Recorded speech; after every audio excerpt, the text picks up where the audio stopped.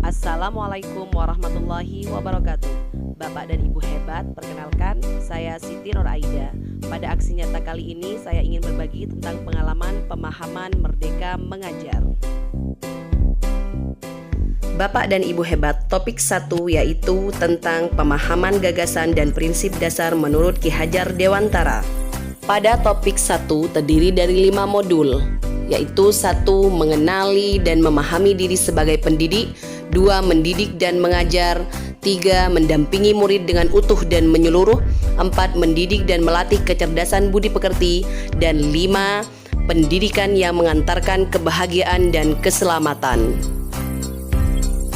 Baiklah, marilah kita mulai dari yang pertama, mengenali dan memahami diri sebagai pendidik. Di sini kita diminta untuk merefleksikan diri dan peran sebagai pendidik, kemudian memproyeksikan diri menjadi guru seperti apa di masa depan. Menurut yang disampaikan Ki Hajar Dewantara, manusia merdeka yaitu hidupnya bersandar pada kekuatan sendiri baik lahir dan batin, tidak tergantung pada orang lain. Untuk mengenali karakteristik murid dan kebutuhannya, kita harus lebih dulu mengenali dan memahami kekuatan dan kelemahan kita sebagai seorang pendidik.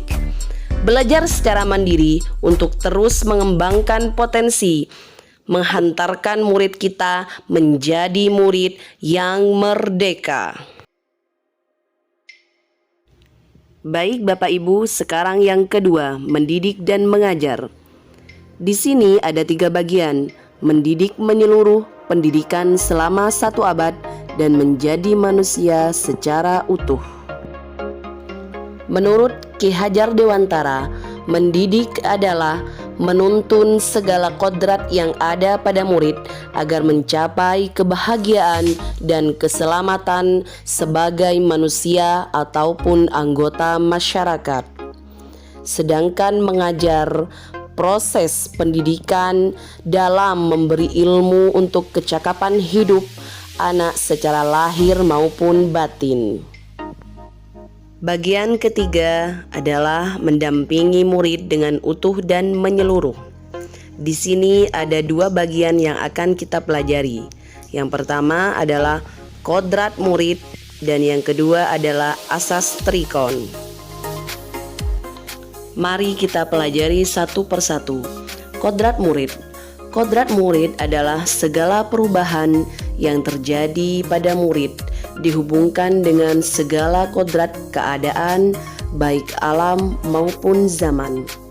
Tugas guru di sini memastikan segala dimensi diri yang ada pada anak harus dikenali, diasah, dan mampu untuk dikembangkan. Sedangkan asas trikon terdiri dari 1. Kontinuitas. Kontinuitas merupakan pengembangan anak yang harus dilakukan secara terus-menerus dengan perencanaan yang baik. Yang kedua adalah konvergen. Konvergen merupakan pengembangan yang mengambil dari berbagai sumber. Dan yang ketiga adalah konsentris. Konsentris di sini merupakan pengembangan pendidikan yang harus tetap pada kepribadian kita sendiri. Sekarang bagian 4, mendidik dan melatih kecerdasan budi pekerti. Bapak dan Ibu hebat, mari kita bersama-sama pelajari apa itu budi pekerti dan teori konvergensi. Menurut Ki Hajar Dewantara, budi pekerti terdiri dari 2 kata, budi dan pekerti. Budi adalah ranah batin yang meliputi trisakti yaitu cipta, rasa, dan karsa. Sedangkan pekerti adalah ranah lahir yang mewujudkan tenaga. Sehingga budi pekerti bisa diartikan sebagai hasil dari bersatunya gerak pikiran, perasaan, dan kemauan, sehingga menimbulkan tenaga. Sedangkan konsep konvergensi di sini merupakan transformasi pendidikan yang mengarahkan murid dapat berinteraksi dengan budaya lain tanpa kehilangan jati dirinya. Dan tujuan akhirnya adalah pendidikan yang mengantarkan pada keselamatan dan kebahagiaan.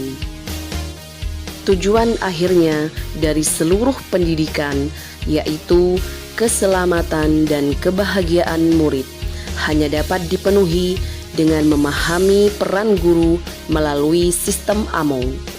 Murid adalah generasi natif digital, hidup di era kemajuan yang mengharuskan guru menjadi pendidik yang adaptif, inovatif, reflektif, kolaboratif, dan berpihak pada murid. Bapak dan Ibu hebat, setelah menyaksikan aksi nyata dari saya mengharapkan umpan balik dari Bapak dan Ibu hebat sekalian. Salah satunya dengan cara mengisi kolom komentar, dengan mengisi apa yang akan Bapak dan Ibu pikirkan dan langkah kecil apa yang akan dilakukan setelah Bapak dan Ibu memahami pemahaman materi tersebut. Sekian dari saya. Wassalamualaikum warahmatullahi wabarakatuh.